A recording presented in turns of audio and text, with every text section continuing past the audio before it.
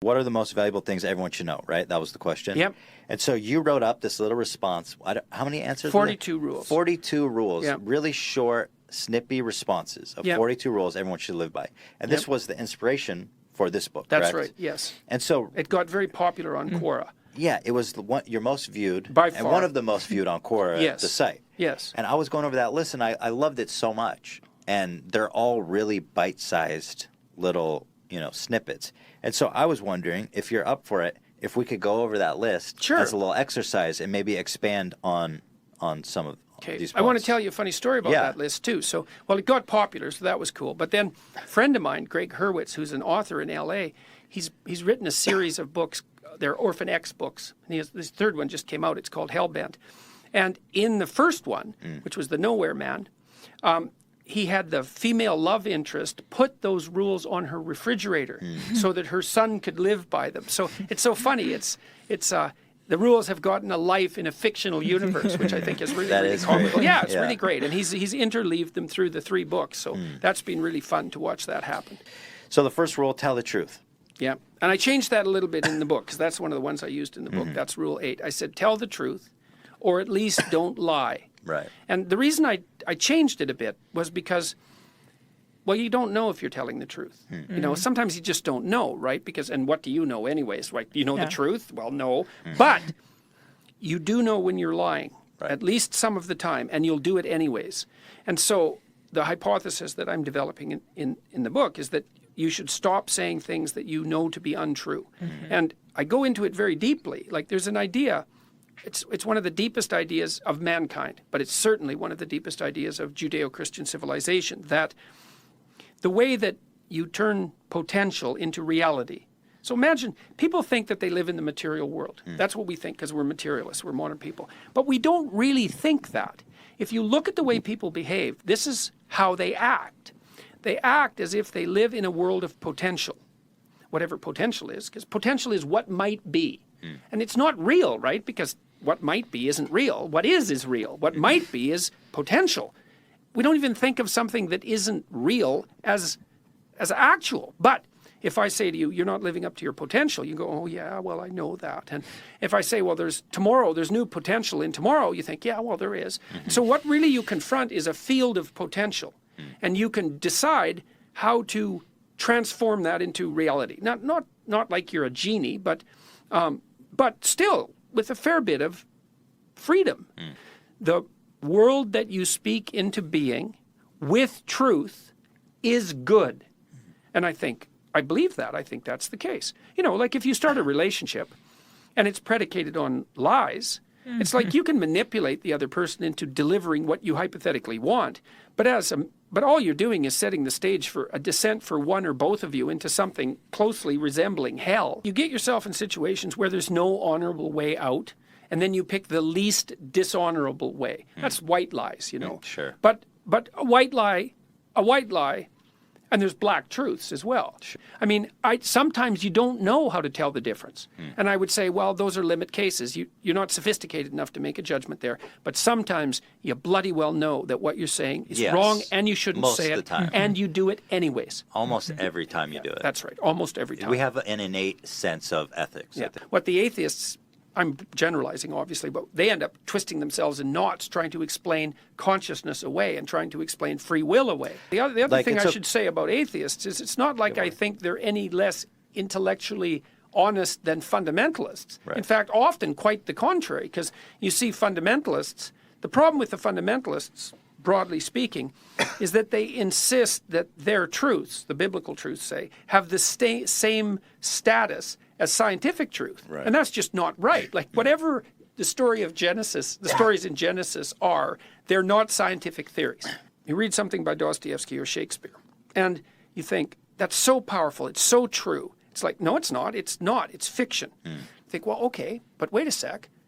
It's profound and true, but it didn't happen. Well, how can it be true? We think, well, it's distillation, right? So you look at human life and you map it and you extract out the key elements to it and you tell this beautiful story that has the relevance across all sorts of domains, all sorts of people's lives. Well, that would be fiction, great fiction. Well, the biblical stories are like you take a bunch of lives and you distill them into stories And then you take a bunch of stories and you distill them into myths. And a myth has that kind of unbelievably potent truth that's a consequence of the distillation of human wisdom. And there's something about it that's transcendent and true across time and all of that. It's eternal in some sense. And so that starts to border on what people would normally, would appropriately consider religious. Pick up your burden, so that would be the cross. That's the burden of mortality and betrayal, because that's what the cross signifies. Pick that up voluntarily and bear it. Okay, so that's your first goal. You do that without resentment and without bitterness. That helps constrain evil. Life is hard. You're subject to malevolence. You accept that without bitterness, and that requires that's a heroic act, because really you're going to take that on fully, right? So that helps you transcend that suffering.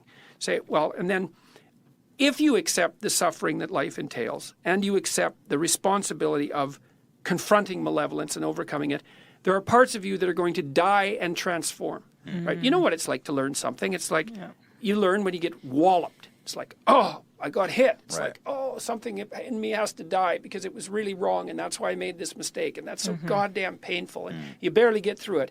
But then you reemerge from that underworld, and you're a better person for it. And so Christ is a symbol of that thing that dies and is reborn. Well, what's the worst possible story? Well, that's easy. The worst possible story is the most innocent possible person gets tortured the worst possible way because everyone betrays him, even though he didn't do anything wrong. Okay, well, so you can't push that story any farther, so you hit a limit. And so you have that limit case, and then you think, well, what do you do about that? You die and you're reborn because you can transcend that. But so there's limit cases in the Christian story all the time, because what Christ encounters is the tragic suffering associated with mortality. That's the crucifixion, right? That was a terrible form of torture. And the fact that it comes about because of betrayal and malevolence. It's like, well, that's your life. Like, that's life. It's suffering tainted with malevolence, and that's the world that you inhabit. Everyone. So how do you deal with that? You take it on voluntarily, you try to constrain malevolence, and you allow the parts of yourself that are unworthy to die and be reborn. The self would also be, from the Jungian perspective, everything you are plus everything you could be. And so the reason he called it the self was because it's the totality of you. And you don't understand that because, like, what the hell do you know about you? You are the most complicated thing that ever existed anywhere. And so you have some sense of yourself, but, like, what do you know? You don't know how you're conscious. You don't know how you see. You don't know how you think. You just don't know anything about yourself, except that here you are and you experience pain and all that. So God only knows what you are in the final analysis. But I also think, I've had this intuition, you know, that sometimes that the material world organizes itself in a way to reach up to the spiritual world, and that the spiritual world arranges itself to reach down to the material world, and sometimes they touch. And maybe they touched in the case of Socrates, you know, and maybe they touched in the case of the Buddha, and maybe they touched in the case of Christ, because you have these individuals that are somehow head and shoulders above the rest, and it isn't easy to account for that. We were discussing your 42 rules. So the second one being, do not do things that you hate. Is it possible in this life, especially coming off of our last conversation, we're human beings carrying around heavy burdens, being crucified, right? Metaphorically. How do we avoid doing things we hate? Well, I think we should define hate first, carefully. Okay. It doesn't mean do not do things that are difficult. It doesn't mean stop procrastinating and attend to your duties. It means if what you're doing makes you feel weak and low and contemptible and mean, then you should stop doing them. It's a signal. It's like the voice of your conscience, except it's more embodied. It's like, oh, I just felt miserable when I did that. I was ashamed of myself. Maybe that's another way of stating that. Don't do things that make you feel ashamed. Now, it's tricky because you might say, well, what if you're more ashamed of things than you should be? Well, sometimes that happens, right?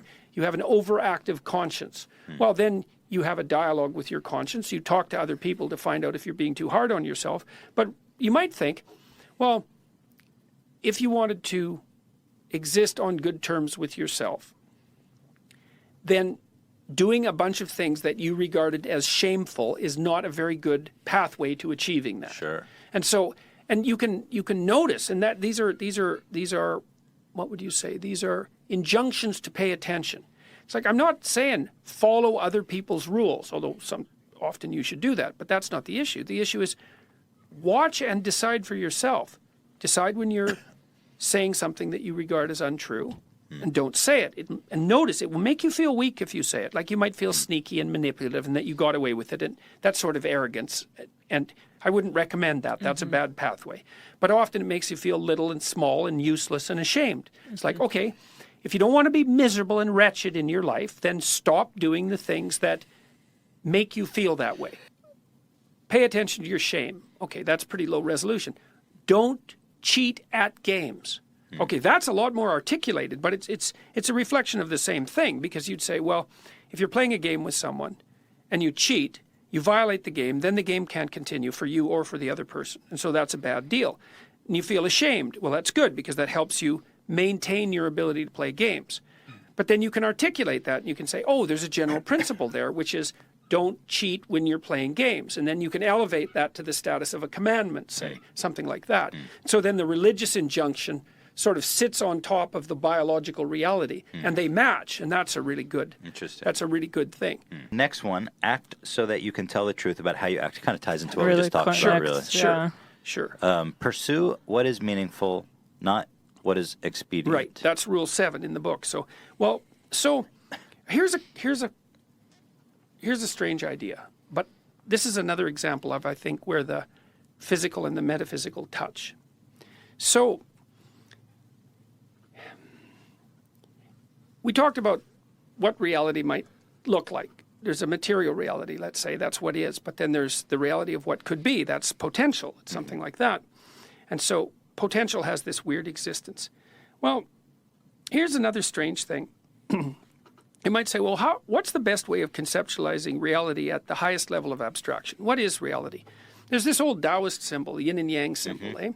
So there's a black serpent, and it has a white dot in it, and there's a white serpent, and it has a black dot in it, and they're tail to tail. And that whole symbol is Tao. And Tao means a bunch of things. It means potential. It means the way of life. So to live in Tao is to live in the proper manner.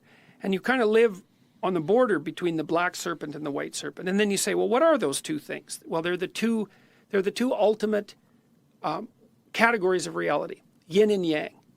How would you translate that into English? Well, masculine, feminine, that's one translation.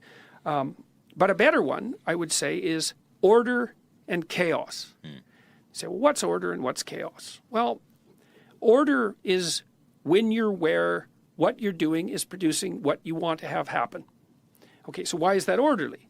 It's because you can predict it. You do A, and you want B to happen, and B happens. So what does that mean? It means you know where you are, you know what you're doing, and things are working.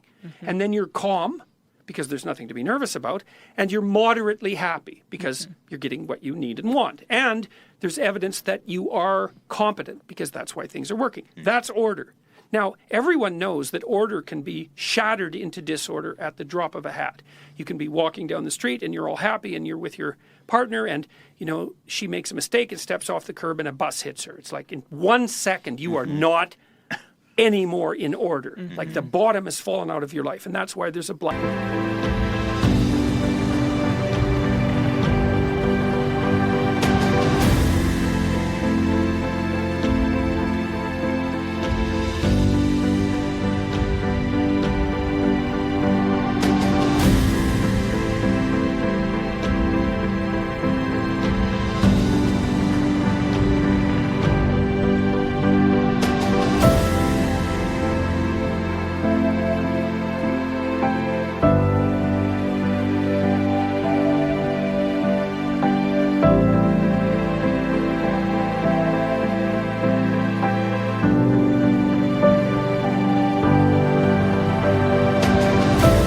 dot in the white serpent. It's like, orderly as it is, look the hell out, because your life can be flipped upside down in a moment. Right. Okay. Well, then sometimes you're in a dire state and everything looks absolutely hopeless, and you get a new realization and bang, everything snaps together. And so that's when you're in chaos, and order can reveal itself. Okay, so order and chaos. You can think about it as the ice that you skate on with the water below. That's another way of thinking about it. Now you say, well, is that real? Is it really that the world is made out of order and chaos? Well, here's something weird. You have two hemispheres, right? And hypothetically, they were selected by the processes of natural evolution, right? They were selected by reality. Well, you have a right hemisphere and a left hemisphere. So it's kind of like, well, reality must have two elements, because why would you need two hemispheres otherwise? And they do have relatively separate consciousnesses, those two hemispheres. Think, well, okay, we've been selected to have this bifurcated view of reality. Well, what are they specialized for? Turns out the left hemisphere is specialized for those places where your routines work. That's the left hemisphere. And the right hemisphere is specialized for all those places you go when you don't know what you're doing. So the left hemisphere is specialized for order, and the right hemisphere is specialized for chaos. And so then you might think, well, does that mean that the world being is really made out of order and chaos? It's like, well, if you use the Darwinian logic, that's what it means. Okay, so what does meaning signify? Well, here's what it is, as far as I can tell. So imagine that you're watching a gymnast, and two gymnasts. We'll start with the first one. And the gymnast pops out on the floor and does her routine, and she's like, she's on it, man. Like, you can tell this girl has put her 50,000 hours in, and every single thing, impossible thing she does in succession is flawless, right? And at the end, she, what would you say? Voila. Displays herself to the crowd, right? And the crowd is like, wow, that's so impressive, because they think, wow, she's human, and look what humans can do, and isn't that so cool? And they're so thrilled, and the judges go 9.8, 9.8, 9.8. It's like, because I think it's 10 points for gymnasts, and it's like, well, now what does the next gymnast do? Because how do you top perfection, right? Because you can't. But that's not true. You can. So the next gymnast comes out, and she goes through her routine too, and it's perfect, but it's more than perfect, because you can see that with every bloody move she makes, she's pushing herself right to the ragged edge of disaster. Like she's risking the performance of her life, and that means she's risking a big mistake, because you risk that when you do the performance of your life, and you can just see her straining. It's like when you hear a great violinist or a great guitarist play something, and they bend and twist all the notes, so they're kind of rough and ragged, and they know how to do it perfectly, and they put this vicious edge on it. It's like, you just love that.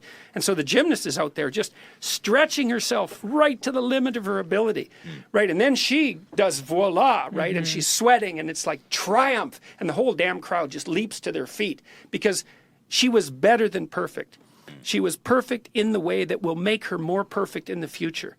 And that's meaningful. And that's why the crowd leaps to its feet. And she's on that border between chaos and order. And that's meaningful. And so what I would say is, what your brain does for you is tell you when you're in the right place at the right time by infusing your life with significance and engagement. And it's saying, look, you've got the cosmos is lined up around you. It really, truly is. You're right in the right place at the right time. You're in your domain of competence, but you're stretching yourself so that...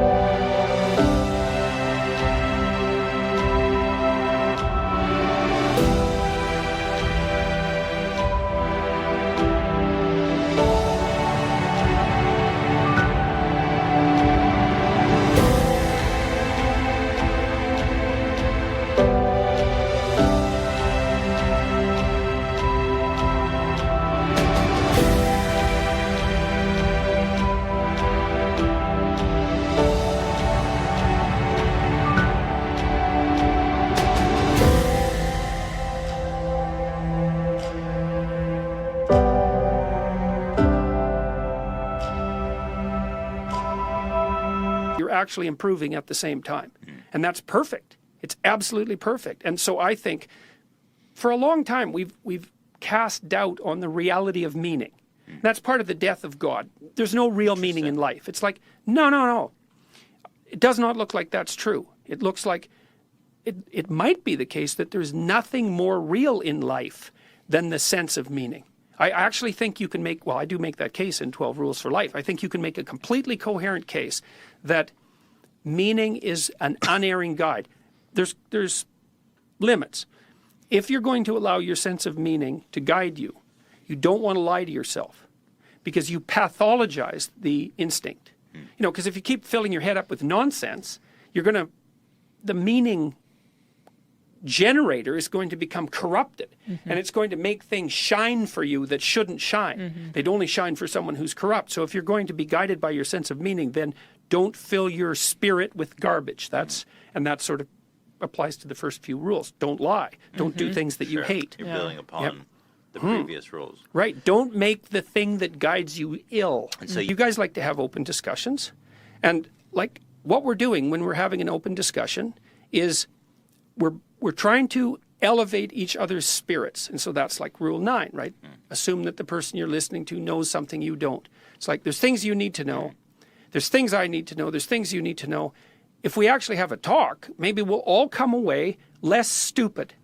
And since if you're stupid, you wander into a pit, then maybe it would be better if you weren't stupid. And so I'd rather come on and say, well, let's engage. So let's occupy that place of meaningful conversation. Let's trust it and see where it goes. And then let's assume that whatever happens is the best thing that could have happened.